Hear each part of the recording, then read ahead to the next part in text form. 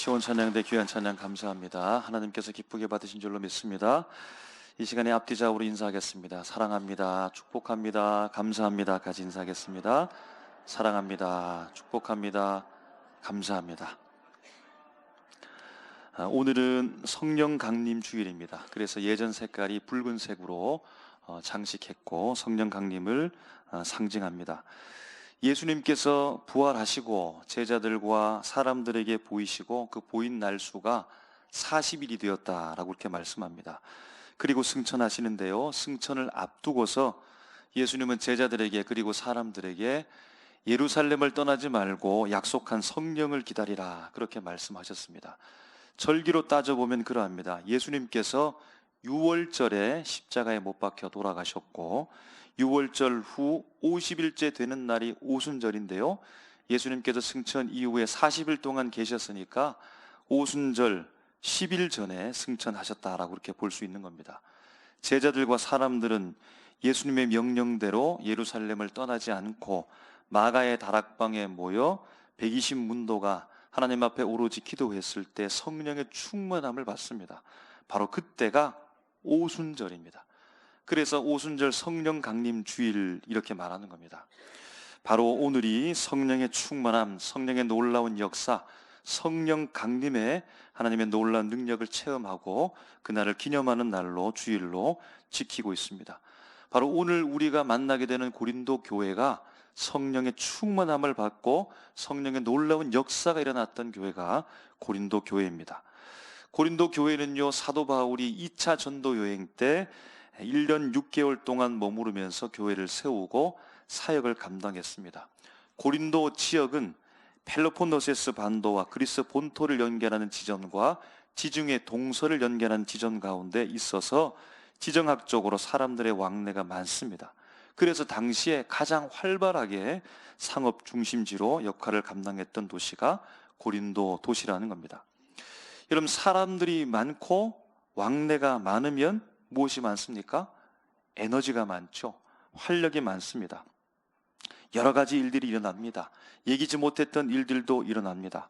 그런데 반면에 사람들이 적거나 없거나 한적하게 되어지면 정적이 흐르고 에너지의 흐름이 멈춘다, 그렇게 볼 수 있겠습니다. 이런 관점에서 보면 고린도는 에너지가 넘치는 곳입니다. 고린도 지역도 고린도 교회도 여러분 그렇다는 것이죠. 여러분, 장로교 교단 분위기가 다르고 감리교 교단 분위기가 다르죠.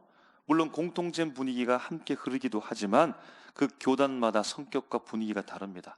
침례교 교단의 분위기가 다르고 고신교단의 분위기가 다르고 연령별로도 젊은 층에 혹은 어르신이 계신 곳의 교회, 또 마을 규모와 도시와 중소도시, 대도시에 따라서 그 교회의 분위기는 사회적 분위기와 함께 같이 가기도 하고 다른 분위기를 형성하게 된다는 겁니다.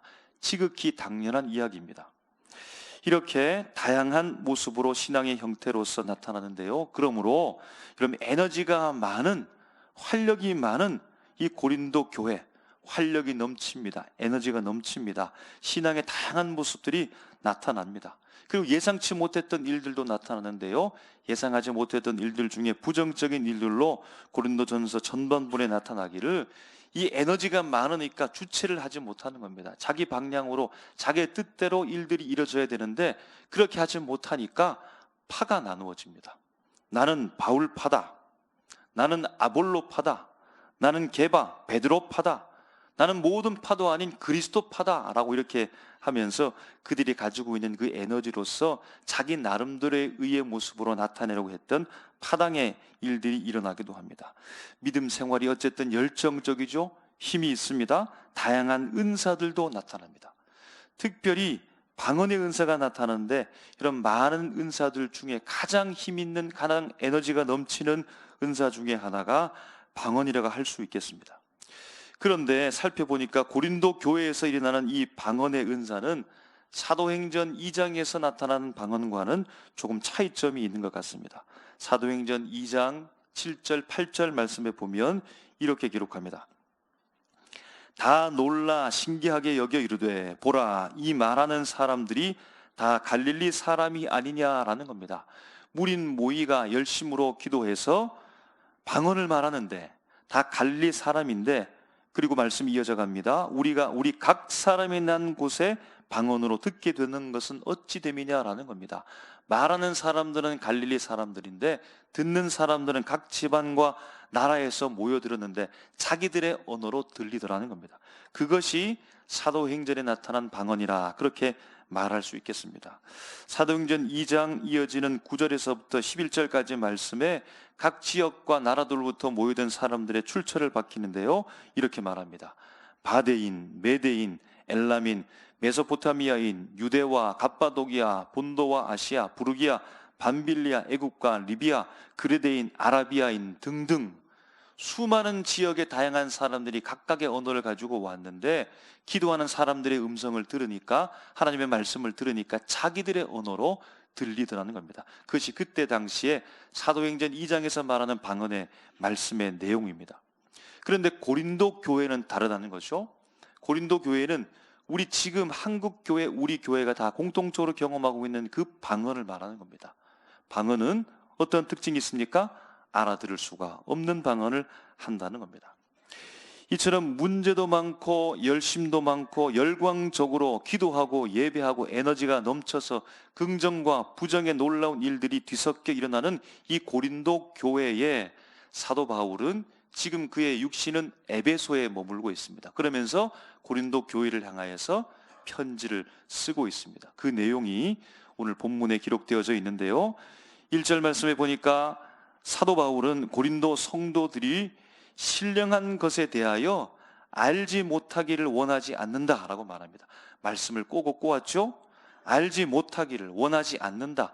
이중 부정이니까 강한 긍정을 나타낸다는 겁니다.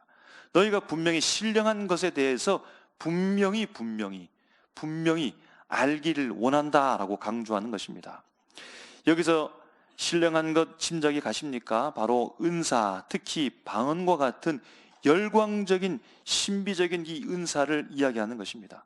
고린도 성도들도 아마 알고 있었을 것입니다. 자신들도 주체하지 못하는 은사들이 막 나타나고 신비적이고 신령한 은사들에 대해서 그들이 경험하게 되고, 방언을 이야기하면서 무슨 말씀인지 알아듣지 못하는 그 상황 속에서 어느 정도 감지했을 수도 있습니다.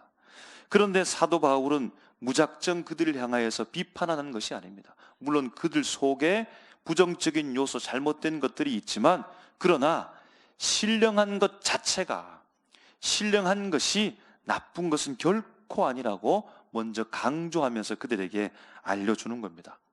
그러면서 2절에 보니까요, 그때 당시에 고린도 성도들 구성원이 대부분 이방인 출신이었는데, 그들이 이방인이었다가 기독교로 개종했는데 그들의 과거를 더듬게 합니다. 아마 이 과거를 생각하면서 사도 바울은 지금 그들에게 필요한 하나님의 말씀을 증거하기 위해서 과거를 더듬게 한 것 같습니다. 너희들의 과거는 무엇입니까? 우상에게 이끌렸던 너희, 그것을 너희가 알고 있다. 그 기억을 상기시키고 있습니다. 3절에 보니까 바울은 이제 그러므로라고 하면서 그들의 과거를 생각하게 하고, 이제 본격적으로 사도 바울이 그들에게 말하고자 하는 바를 말씀하기 시작합니다. 하나님의 영, 성령을 말하는데요, 우리가 짐작할 수 있는 것은 1절에서 신령한 것을 말했는데, 바로 이 신령한 것이 하나님의 영, 성령으로부터 발생되었다는 것을 알리는 겁니다. 성령이 모든 것을 주관한다는 겁니다. 성령을 통하여 예수를 구주로 고백하고 신할 수 있게 된다는 겁니다. 그러면서 4절로 성령께서 은사를 준다는 것인데요, 너희들이 경험하고 있는 이 다양한 은사들이 바로 한 성령으로부터 비롯되었다라는 것입니다. 그러면서 예를 들면서 말합니다. 5절, 마치 다양한 직분을 통해서 한 분 주를 섬기는 것처럼.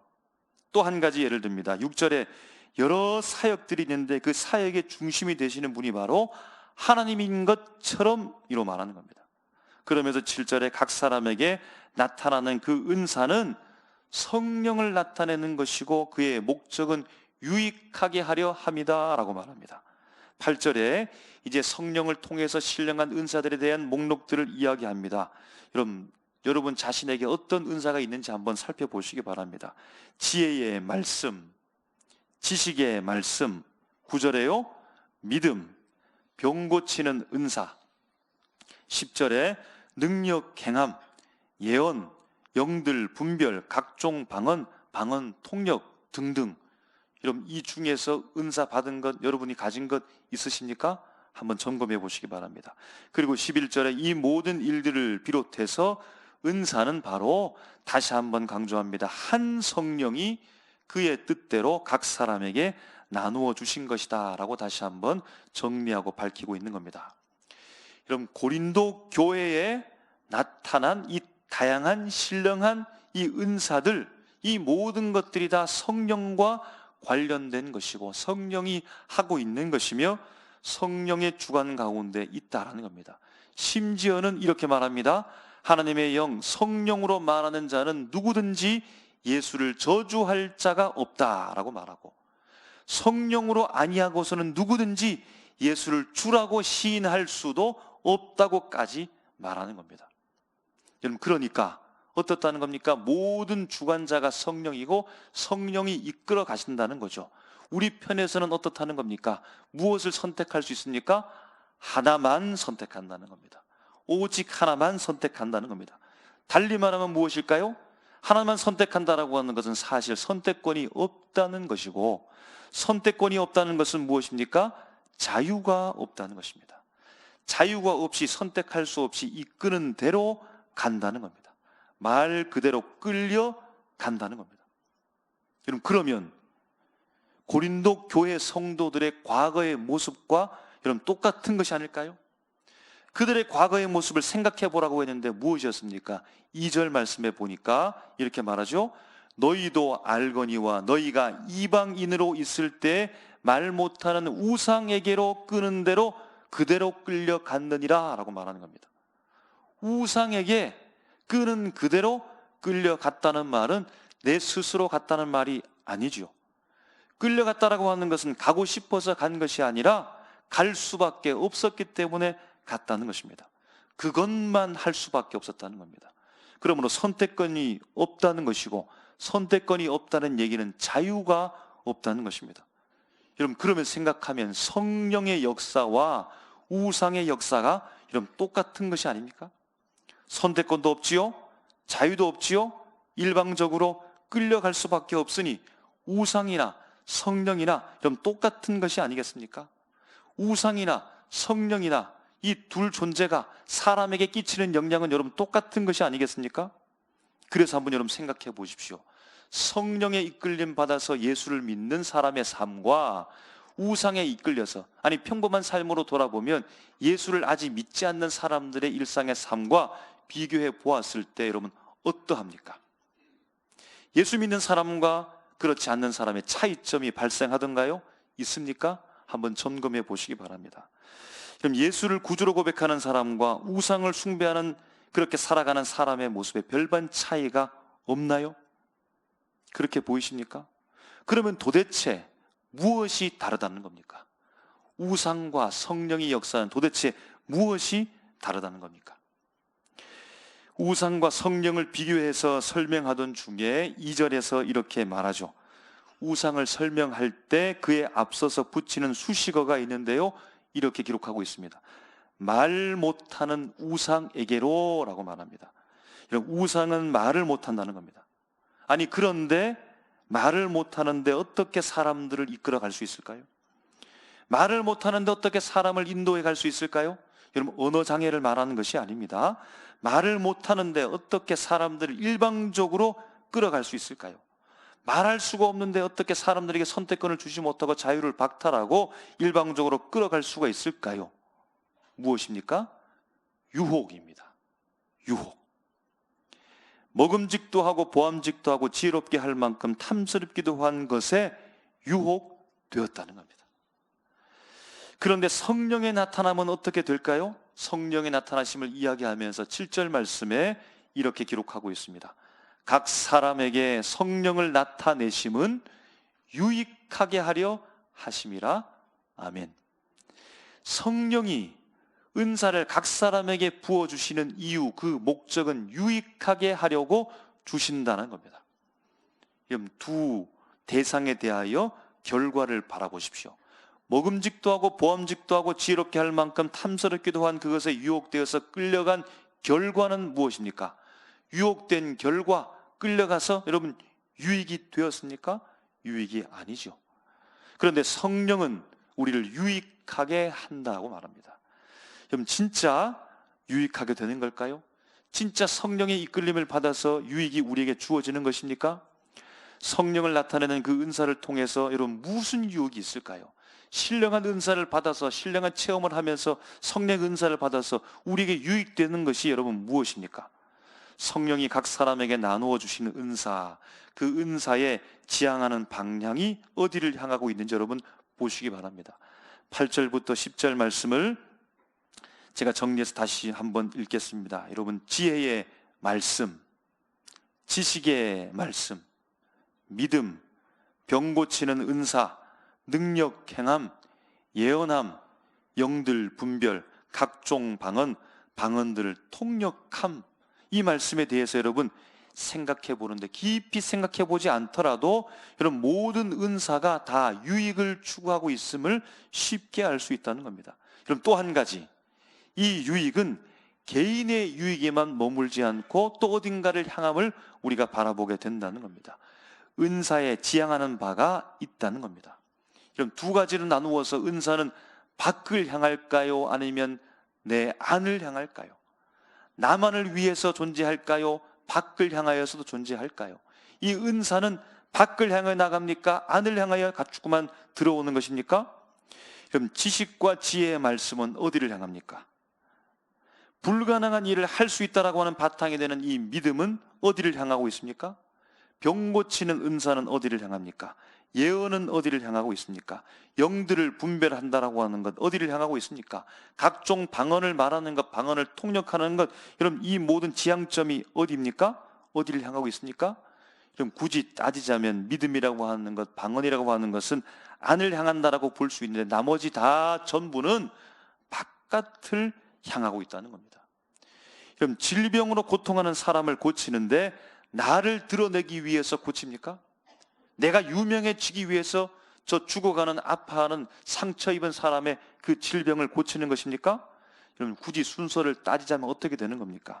저 병들어 고통당하고 있는 사람이 있기 때문에 그를 고치고 그 이후에 그 고친 일이 유명하게 되어 자연스럽게 내가 드러나게 될 수는 있습니다. 가장 큰 목적은 밖을 향하여 그를 고치는 일에 있습니다. 고통당하며 질병 가운데 신음하는 백성들을 고치는데 바로 병고침의 은사가 있다는 겁니다. 밖을 향한다는 말은 나 개인에게 집중하지 않는다는 겁니다. 나를 위해, 내가 좋아지기 위해, 내가 유익을 얻기 위해, 내가 좋은 사람이 되기 위해, 내가 능력의 사람이 되기 위해, 내가 더 가지기 위한 나에게 집중되는 곳으로 향하지 아니하고 밖을 향한다는 말은 다른 사람을 향한다는 말이죠. 타인을 향한다는 말입니다. 타인을 향해 이 은사의 지향점이 있다는 겁니다. 타인을 향해, 타인을 위해 은사가 존재하고 이 타인이 모여서 타인을 위해 모여서 무엇이 되는 겁니까? 공동체가 되고 바로 우리가 바라보는 믿음의 공동체가 되는 것이고 그때 당시에 고린도 교회가 되었다는 겁니다. 그러므로 성령이 우리를 불러서 유익하게 하시는데 곧 교회를 유익하게 한다는 것이고 당시에 고린도 교회에 유익을 주기 위해서 성령께서 각자 사람에게 은사를 주셨다는 겁니다. 여러분 믿으십니까? 여러분 우리에게 성령이 계신 줄로 믿습니다. 성령이 계셔서 우리에게 각각의 은사를 주시고 필요에 따라서 유익을 위해 나의 유익을 위해 내가 가지고 있는 이 은사를 통하여서 밖을 향해 주의 몸된 교회를 세우기 위해 교회를 유익하게 하기 위해 주님께서 오늘도 일하고 계시다는 사실입니다. 10년 동안 키우던 개를 이사를 가게 되면서 개는 그냥 마당에 묶어놓고 사람들만 가버렸습니다. 이 개의 종류는 보니까요 사모예드라고 하는데 여러분 아십니까? 썰매 끄는 게 털이 북실북실한 개입니다. 나름 비싼 개에 속하는데 그럼에도 불구하고 개를 놓고 가버렸습니다. 주변에서 와서 가끔씩 음식을 주었고 그렇게 개는 목줄이 묶인 채 1년 반 동안을 주인을 기다립니다. 그런데 사실은 주인은 다시 올 생각도 없고 개를 데려갈 생각도 없습니다. 이윽고 주인은 살던 이웃집에게 전화해가지고 우리 개 좀 팔아달라고 그렇게 말하는 겁니다. 이 소식을 들은 우리개연구소라고 하는 단체에서 관심을 보였고 데려오겠다라고 그렇게 말합니다. 다행히 근처에 있었기 때문에 그곳에 갈 수 있었습니다.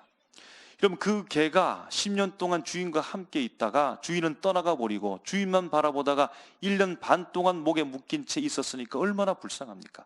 당장에 데려와야 되죠. 당장에 데려와야 됩니다. 당장에 그냥 목줄을 풀어가지고 당장에 그곳으로, 안전한 곳으로 데려오면 되겠죠? 그런데 그쪽의 사람들이 그렇게 하지 않습니다. 낯선 사람이 올 수 있으니까 당황해서 걔가 흥분할 수 있으니까 좀 기다려야 되지 않겠습니까?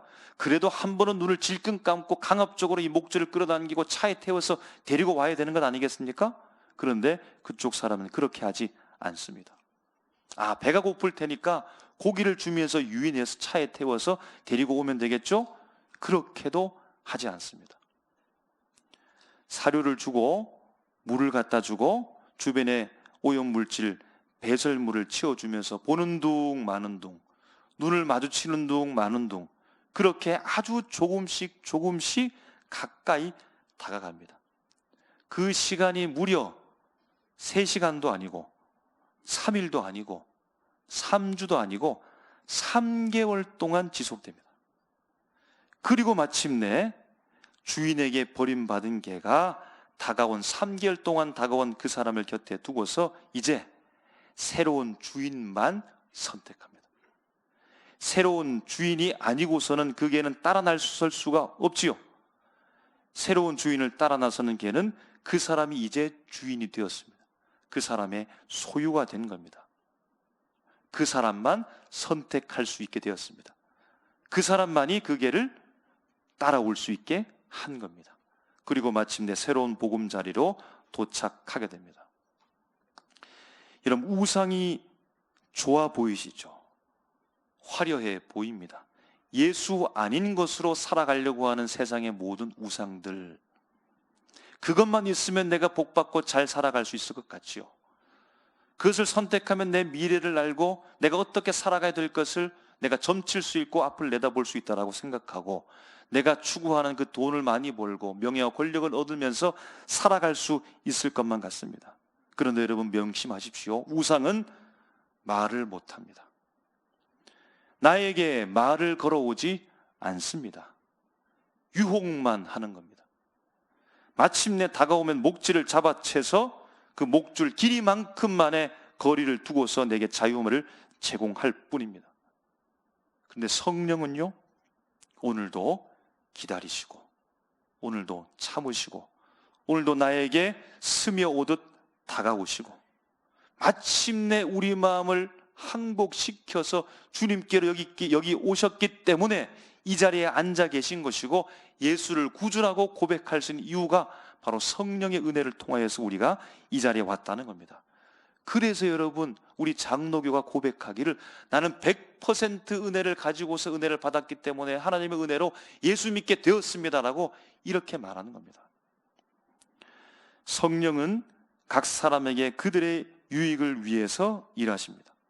그냥 방언만 주고 떠나버리는 분이 아니라 어떤 사람에게는 지혜의 말씀을, 어떤 사람에게는 지식의 말씀을, 어떤 사람에게는 능력 행함을, 어떤 사람에게는 예언을, 그들의 필요를 아시고 그들의 성격과 성품을 아시고 그들에게 맞게 어떤 사람에게는 합당한 그 은혜, 은사를 주셔서 그 한 사람의 유익을 위하여, 그 한 사람의 유익을 넘어 공동체를 이루어 주의 몸된 교회를 이루게 하고 교회의 유익을 위하여 성령께서 오늘도 우리에게 함께 하시고 역사하시고 일한다는 사실입니다.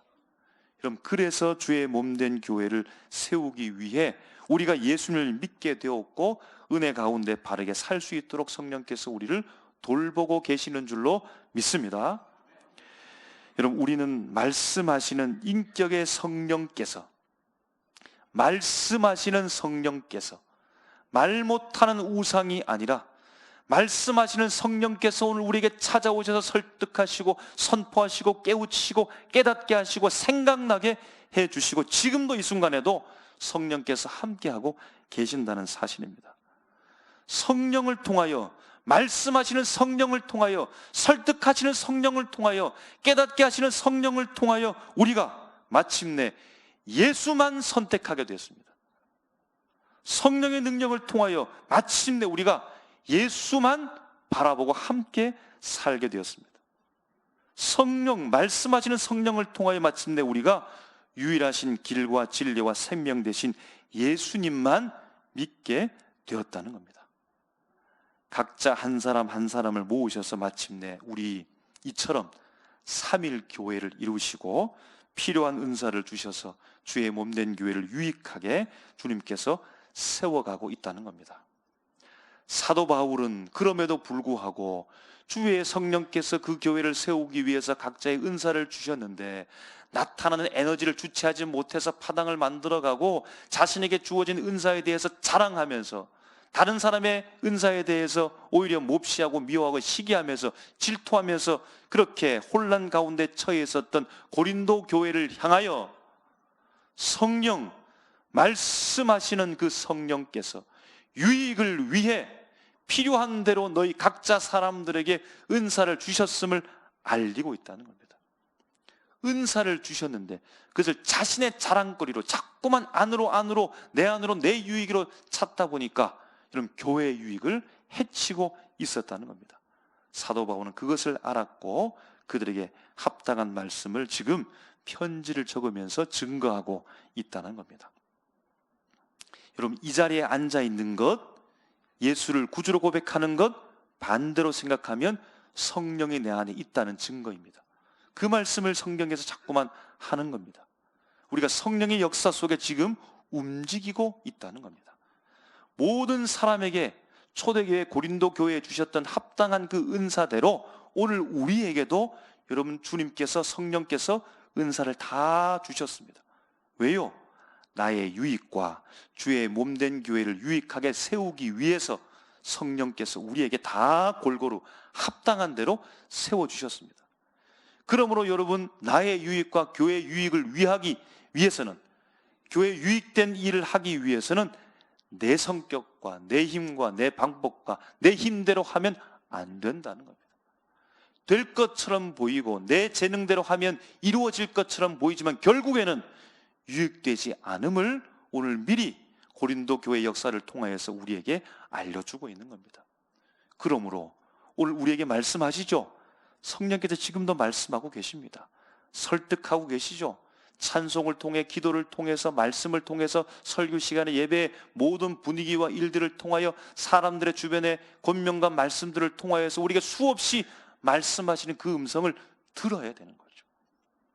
내 의견, 내 판단을 따라가는 것이 아니고 성령의 소욕을 쫓아 따라가게 되어질 때, 곧 성령의 충만함으로 살아가게 되어질 때 우리 교회에 놀라운 역사가 일어나게 될 줄로 믿습니다.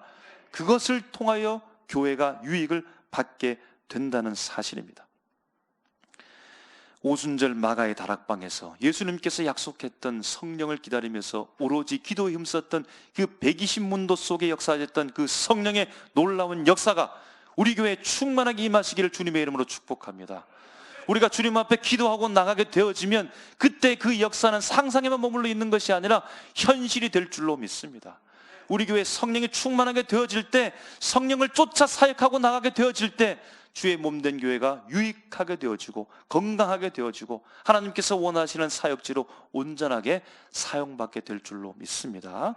성령 강림 이 주일에 더욱더 성령의 음성에 예민하게 이런 귀를 기울이시고 그때 그날에 역사하셨던 성령의 놀라운 충만을 통하여서 우리 교회 놀라운 부흥의 역사, 하나님의 일들을 감당하는 일들이 계속해서 일어나기를 주님의 이름으로 축원합니다. 기도하겠습니다.